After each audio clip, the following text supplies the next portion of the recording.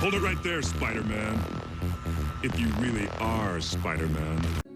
I don't think I need to tell you who Spider-Man is. Marvel's always caring, always heroic, always miserable Peter Parker is one of the most beloved characters in fiction. He's been the face of movies, games, merchandise, and, musicals, appearing in every age and size to remind us that with great power comes great responsibility. Spidey's success in media is universal, long-lasting, and doesn't show any signs of slowing down. Tom Holland's version of the character is set to take a starring role in the next era of the wildly successful MCU. Spidey's villains are finding new fans in Sony's spin-off movies, and alternate versions of the character, such as Miles Morales, are finding their own foothold in the mainstream through products that focus on their version of the character. Spider-Man is arguably one of the most consistently successful brands of the past century, if not history as a whole. But through it all, the medium Spidey's stuck to best has been television. Starting in 1967 with the simply titled Spider-Man, the wall crawler has made himself a staple of the airwaves ever since, with over a dozen shows premiering across a variety of networks and more still set to air in the future. Chances are, if you watched any television growing up, you've seen at least a few of these shows, and whether it was reruns of Spider-Man and His Amazing Friends next to the 90s series, or Spectacular Spider-Man and its controversial Disney successors, there's plenty to see and plenty to remember in Spider-Man's storied television history. But this isn't about the Spider-Man shows you remember. In fact, it's about the one Spider-Man show that seemed to fall through the cracks, the one fans forgot and Marvel doesn't mention. With a troubled production that included issues with Marvel itself, Tobey Maguire, and Pokémon of all things, this is the Spider-Man series that was dead on arrival, buried without grace, and left to rot in a ditch at the cusp of the 21st century. This is Spider-Man Unlimited, and all the ways it was roughed up. Now, some of you may already be thinking to yourselves that the name sounds familiar, even if the show doesn't, and you'd be right. The Spider-Man Unlimited name has been used more than once in Marvel's history, branding the show, a recently shut down endless runner for mobile phones, and the double-length quarterly comics of the 1990s. In fact, when production started on the show, Spider-Man Unlimited had far more in common with its comic roots than just its title. At the beginning of 1998, the Christopher Barnes-led Spider-Man animated series had unfortunately reached its end, with the series' final episodes, which focused on the infamous Clone Saga and retroactively became the first major Spider-Verse event, airing in January of that year. The show's behind-the-scenes troubles could make up its own video, but its cancellation ultimately came down to the very simple reason that it had reached the 65-episode limit. This is an informal rule that means shows are effectively finished when they've created enough episodes to be syndicated by other channels. So despite being massively popular with viewers, and the staff's insistence they already had more plots ready to go, Fox decided to let the Spider-Man animated series expire. While it was never outright said what fueled this decision, rumors pointed to the poor relationship between the network and the show's executive producer, Avi Arad. Arad, who was a chief creative officer with Marvel, as well as founder and CEO of Marvel Studios until 2007, is famously unpleasant to work with. Owning a reputation as a control freak, as well as a tendency to put profit over plot, Arad has come to blows with creators frequently enough that these rumors are worth mentioning in this video, as opposed to dismissing them as just rumors. With the show's dismissal, Fox was free of Arad, but this raised potential legal troubles for one of the company's most bankable characters. See, part of Fox's contract with Marvel stated they had to keep an actively running series with Spider-Man's name in the title on their network, which they didn't have now. Failure to do this meant risking the rights to the Spider-Man character, as well as the ability to broadcast his previous shows. So with little in the way of time or money, Fox was facing an uphill battle, but one they really had no choice but to fight. So under tight time constraints and legal obligation, Fox tapped writer Will Munoz to help develop a follow-up to their cult classic Spider-Man show, more or less just to make sure they could keep rerunning the old one. Munoz entered as no stranger to Marvel or its cartoons. His resume to this point included writing credits on the beloved X-Men cartoon from the 1990s, the Pride of the X-Men pilot, whose VHS tape I played to death when I was 5, the criminally underrated Silver Surfer cartoon, and even the 80s series Spider-Man and His Amazing Friends. So right from the start, this seemed like a man who was qualified to not only make a good Spider-Man show, but a faithful one. Now, if you haven't seen any of these old shows, the easiest way to describe them isn't by their varying quality, but by their unifying virtue. Every one of them, no matter how good or bad they were, held a clear respect for the source material and showed a deep desire to do it justice. Instead of bringing the comics to the TV, Muñoz's work brought the TV to the comics. He didn't reinvent the wheel, it was more like showing you why the wheel was great to begin with. It made you appreciate things all over again, trying to show you these ever-enduring characters and stories similar to how they were first presented, whether that was vast and cosmic, or straightforward and a little cheesy. All of this is plain to see in the show's end result. Watching Spider-Man Unlimited now, nothing is more obvious than Muñoz's deep-seated respect for the character's origins, history, and defining stories. Spidey, don't you dare be sick! I'm kidding, of course. God, I could barely do that with a straight face. Anyway, Muñoz himself isn't actually the one to blame for this. The writer's plan was never to make a show about Spider-Man in deep space, fighting in a civil war of men and beasts. Instead, Muñoz's intention was to actually adapt the first 26 issues of Stan Lee and Steve Ditko's original Amazing Spider-Man series as completely and faithfully as he could. That's right. The show that's now best remembered as a Batman Beyond ripoff by those that remember it at all, started out as a straight Silver Age adaptation of the Wallcrawler's first adventures. There were no animals, no Counter-Earths, no symbiote synoptic, and no capes. Instead, the plan was to take the oldest, plainest, rawest Spider-Man material they had and bring it to life on the small screen. In a now-deleted blog post, Muñoz discussed the development of Spider-Man Unlimited and how it strayed so far from its original idea. We started out to do a low-budget but dead-on faithful adaptation of the first 2 years of the Amazing Spider-Man comic book. For contractual reasons, Marvel and Fox needed there to be a show with Spider-Man in the title to keep the earlier Fox Kids series in play. But no one wanted to pay for the new cartoons, thus the keep it cheap mandate. And it made sense. The network didn't need a good show after all, just something Spider-Man to shove between toy commercials for 22 minutes each week. So, with the network's lack of financial support, coupled with the less than enthusiastic reason the show was put into production at all, it seemed like Spider-Man Unlimited was doomed from the word go. Fated to sit next to the oldest Fantastic Four movie and, the newest Fantastic Four movie in terms of Marvel projects that were made and seen, even though no one wanted to make it, and no one wanted to see it. Despite the lack of support, however, Muñoz and his team would try their best, prepping for their Stan Lee Spidey show with the idea of making it as good as it could be. Now, if this original version of Spider-Man Unlimited were made, it would have likely been a nice, colorful throwback to the classics, something that, at its best, could be great nostalgia for people who read the comics growing up, and great filler noise for kids who didn't. At its worst, it would be a forgettable ashcan copy, but still one that fulfilled the purpose of its existence. Either way, no one really had anything to lose. Things took a turn, however, when production hit what could politely be called a snag.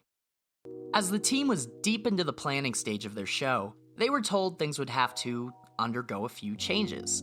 What kind of changes? Well, the Fox-made show was now in competition with an upcoming film produced by another company, Sony.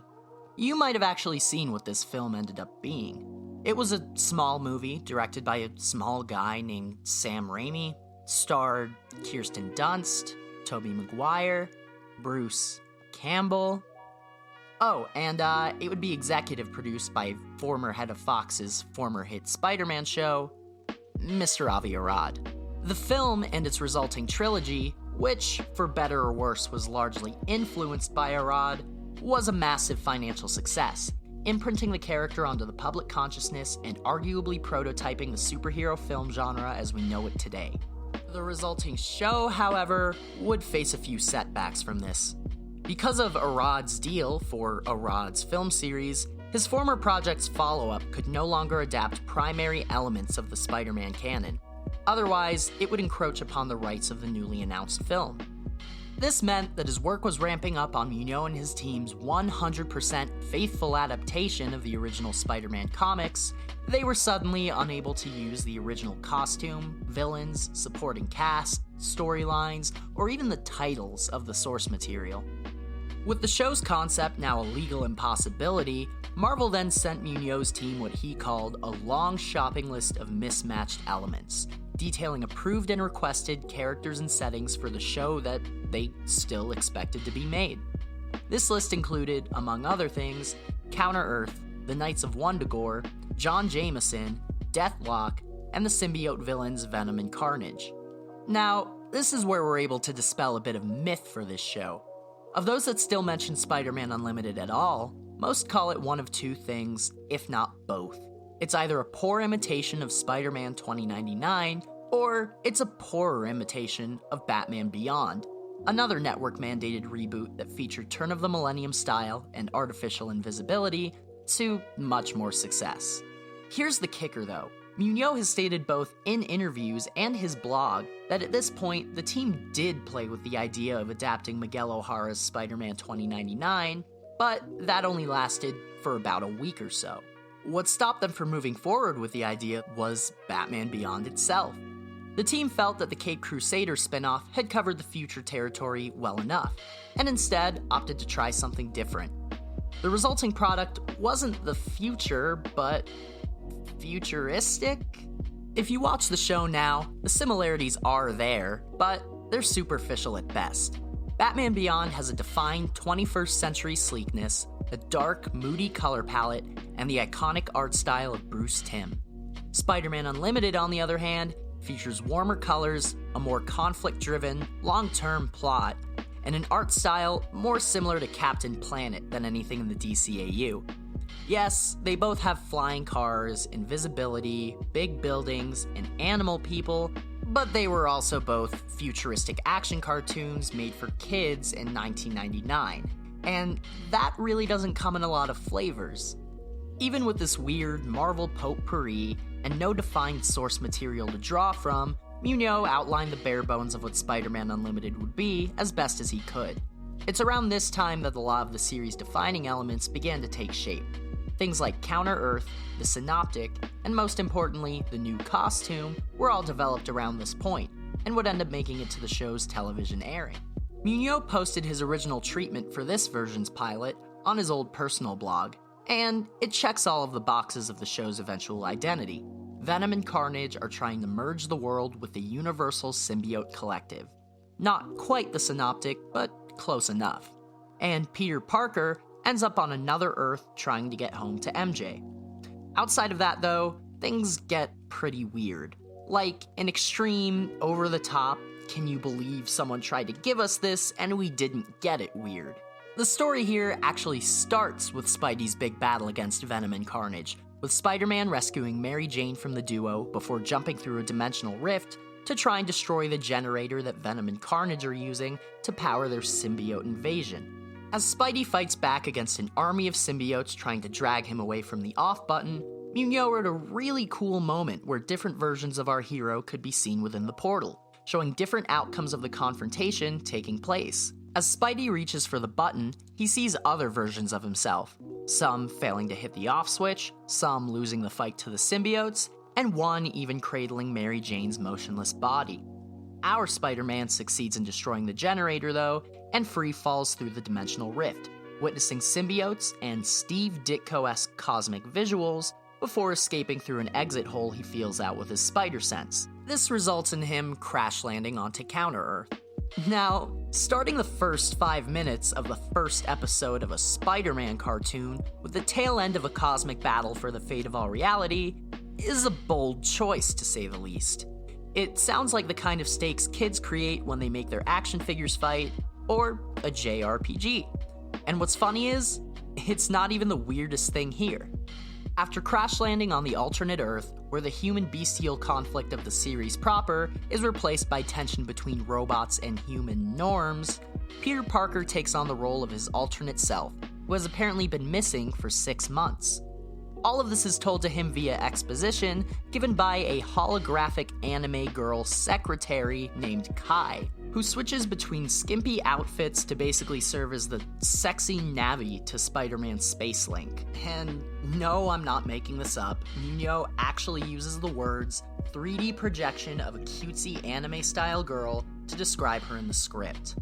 Going beyond this treatment, however, Nuno would also describe the long-term direction of the story and setting. The eventual reveal of this version of Spider-Man Unlimited was to be that on Counter-Earth, Uncle Ben hadn't been murdered. And without that life-changing moment, the Counter-Earth Peter went on to becoming a less noble hero and was seduced to the dark side by Venom, which, to my way of thinking, reinforces the Spider-Man legend rather than diminishing it. To his credit, it was a great premise given the restrictions. Muno's original idea did its best to encapsulate what made Spider-Man Spider-Man within a show that couldn't actually be Spider-Man. It was something faithful to the spirit of the character, with a message set to emphasize who he was on the inside. With their idea set, the show began production. The art was done, the direction was locked in, scripts were being written, and then Marvel heard what was happening and said no. Yeah, they said hell no. It sounded way too close to the Clone Saga for their taste, and they wanted it burned to the ground. To quickly summarize, the Clone Saga was a Spider-Man conspiracy story in the mid-90s that introduced eventual Scarlet Spiders, Ben Reilly and Kane, and toyed with the idea that the Peter Parker we knew was actually a clone. It dragged on way longer than it should have, ended with massive fan backlash, and after Marvel had just barely survived going bankrupt a few years earlier, left them traumatized and afraid of repeating the same mistake. This is starting to sound like a bad comic book plot. It gets worse. The problem with that logic, though, is that Marvel didn't really understand what that mistake was. Instead of understanding that the Clone Saga's disrespect for established continuity and its excessively dragged out 2-year runtime were what soured fans on the story, they instead decided that the issue was having 2 Peter Parkers. It was this flawless logic that led them to believe the plot of Spider-Man Unlimited had to be nixed, telling Muno he'd just have to figure something else out. So, to recap here, Muno was now making a show that started with no money, went on to have no identity, and now had no plot, with production already underway. Despite this, the team did what they could, while still working within the restrictions of Marvel's lists. The societal conflict of robots vs. humans was retooled to humans vs. bestials. The antagonist was changed from Counter-Earth's Peter to the High Evolutionary and the Knights of Wundagore, and all the holographic anime girls were quietly removed. Resulting in 13 episodes of, television. It wasn't great. And no matter how much you could stick up for the costume, the colors, or the fact this show managed to get made at all, there's really no way to defend the final product. The plot was weird, the characters were boring, the supporting cast was completely forgettable, and even Venom and Carnage were just weird aliens that didn't actually have much in common with their canon counterparts.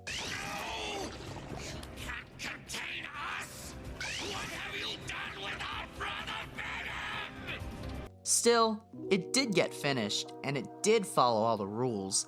The fact that it managed that at all is almost a miracle in itself.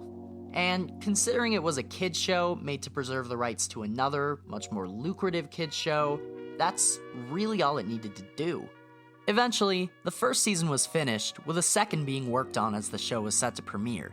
The usual promo machines were put in motion, with Marvel set to launch a monthly comic based on the show, and the Neversoft Spider-Man game, including the Unlimited suit as a selectable costume.